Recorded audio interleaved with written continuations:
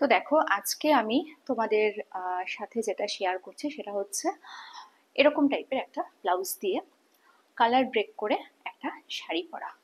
Hey guys, good evening and welcome to my channel tips of bag. কেমন আছো তোমরা সবাই? আশা করছি সবাই ভালো আছো, আর তোমাদের ভালোবাসায় আমিও ভালো আছি। সো দু রকমের ব্লাউজ পরে আমি দেখাবো তোমাদের, তোমরা বলবে কোনটা বেটার।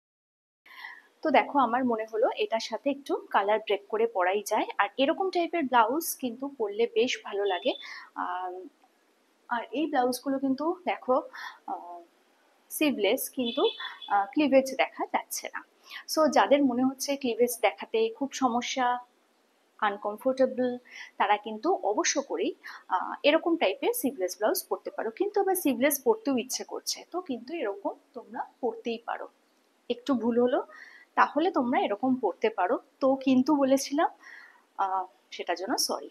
তো এই যে আমি পড়েছি, আর আমাকে একজন প্রশ্ন করেছে তুমি কথার মাঝখানে তো তো কেন করো, ওটা আমার একটা দোষ, ওটাকে একটু ইগনোর করো প্লিজ। ভালোবাসার মানুষরা তো একটু একটু ভুল চুক ক্ষমা করতেই পারে, তাই না? এটা আমার আবদারের জায়গা তোমাদের কাছে, তো আমার তোটাকে একটু সাইডে সরিয়ে রাখো। আচ্ছা, এরকম ভাবে যে আমি পরেছি এটাতে কিরম লাগছে। আর এই শাড়িগুলো কিন্তু মানে খুব হেভি হয় শাড়িগুলো, যে কারণে, আর প্রচুর বড়। হ্যাঁ, হেভি শাড়ি, বড় শাড়ি হলে কি হয়, যাদের শর্ট হাইট তাদের কিন্তু পরতে খুব সমস্যা হয়। আর এই যে আমি এটা পরেছি, আমি কিন্তু এখানে ন্যাভেলের নিচ দিয়ে এই যে পাট্টিটা আছে, এটাকে আমি এরম ভাবে ড্র্যাপ করে নিয়েছি, কেননা এটার মানে পাড়টাও অনেক চওড়া। আমি এত চওড়া পাড় সাধারণত পরি না, শখ করে কিনে ফেলেছিলাম, কালারটা আমার খুব পছন্দের সেই কারণে। তো যাই হোক, এই যে আমি পরেছি, এই ব্লাউজটার সাথে কিরম লাগছে। পুরোটা কালার ব্রেক করেছে বলেই আমি পরেছি। অ্যাকচুয়ালি যে কোনো স্টাইলে না, ম্যাচিং এর থেকে কালার ব্রেক করলে পরতে খুব ভালো লাগে। কিন্তু অনেকে বলে থাকে যে দামি শাড়ি, দামি ব্লাউজ পিস থাকে, সেটা দিয়ে পরলে বেশি ভালো লাগে। কিন্তু আমার মনে হয় ব্লাউজ পিস দিয়ে শাড়ি খুব, মানে ট্র্যাডিশনাল শাড়ি হলে ঠিক আছে, আদারওয়াইজ একটু একটুখানি আমি মনে করি ব্লাউজ পিস একদম ম্যাচিং না পরে শাড়ির সাথে একটু ব্রেক করে পরতে বেশি ভালো লাগে। এটা আমার ব্যক্তিগত পছন্দ, আমি বললাম তোমাদের। অনেকেই আছে যে ম্যাচিং করে পরতে বেশি পছন্দ করে। আমি এখনো অনেককে শুনি বলতে যে ব্লাউজ পিসটা খুব ছোট, ব্লাউজ বানানো গেল না, ইত্যাদি প্রভৃতি, মানে তারা ভীষণ কষ্ট পায় ব্লাউজ পিসের সাথে শাড়ি না পরলে। বাট আমি ওই যে সিস্টেম ব্রেক করতে পছন্দ করি। তো যাই হোক, এই যে দূর থেকে আমার লুকটা হচ্ছে এরকম, আর পেছন থেকে হচ্ছে এরকম। তো কিরম লাগছে সেটা তোমরা বলবে। আসছি পরের লুকটা নিয়ে তোমাদের সামনে, তো তখন সাথে থাকো প্লিজ। আচ্ছা, এবার দেখো আমি একটা ব্রাইডের সাথে করেছি, বাট শাড়িটাকে আমি একটু অন্যভাবে করেছি। আর এখানে যেহেতু আমার কোনো পিনাপের জায়গা নেই ব্রাইডের সাথে, সেই কারণে আমি ওইভাবে করেছি। আর এই স্টাইলে যদি আমি, এতক্ষণ কি বললাম শুনেছো?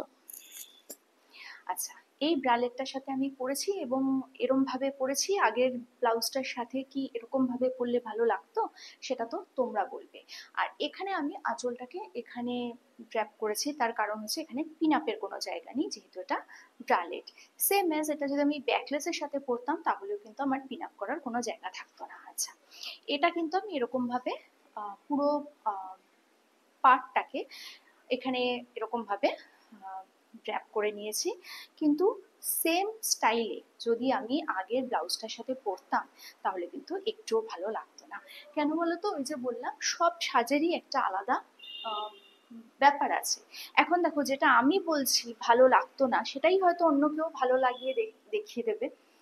প্রত্যেকের আলাদা আলাদা স্টাইল আছে, তো যেটা আমার মাথায় আসছে না, সেটা হয়তো অন্য কেউ সুন্দর করে পরে দেখিয়ে দেবে যে সেখানেও কত ভালো লাগছে। তো যাই হোক, শাড়িটা যে আমি এরকম ভাবে ব্রালেট দিয়ে পরেছি, সেটা তোমরা বলবে কিরম লাগছে। আর আঁচলটা আমি এরকম ভাবে নিয়েছি, এটা কিন্তু সিভলেস ব্লাউজের সাথেও তোমরা এরকম ভাবে আঁচল নিতে পারো, খুব ভালো লাগে দেখতে। আর এক্ষেত্রে যেটা একটু মিসম্যাচ আছে আজকে পুরো ভিডিওটাতে, একটা জিনিস মিসম্যাচ আছে, সেটা তোমরা বলবে, সেটা আগের ব্লাউজটার সাথে বা এই ব্রালেটটার সাথে। আর এই কালার কন্ট্রাস্টটা কিরম লাগছে, মানে ব্রালেটের সাথে এখানে যে পট্টিটা আমি পরেছি তাতে কিরম লাগছে সেটা তোমরা বলবে। আর দূর থেকে লুকটা একবার দেখিয়ে দিই তোমাদের। এই হচ্ছে দূর থেকে লুক, এই হচ্ছে আমার ব্যাক লুক। তো কিরম লাগছে বলবে। আর আর হ্যাঁ, সামনে এলাম বলে তো ক্লিভেজটাও দেখা যাচ্ছে। উফ, ক্লিভেজকে ক্লিভেজ, ন্যাভেলকে ন্যাভেল বললে তো আবার অনেকের মাথা খারাপ হয়ে যায়। অনেকে আবার বলবে সমাজ, সংসার সব উচ্ছন্নে গেল। তো যাই হোক, উচ্ছন্নে যাওয়ার জন্য যদি ক্লিভেজ ন্যাভেলই একমাত্র হয়ে থাকে দায়, তাহলে তো এগুলোকে শরীর থেকে বাদ দিয়ে দেওয়া উচিত, তাই না? কালকে আসবে একটা নতুন ভিডিও নিয়ে, ততক্ষণের জন্য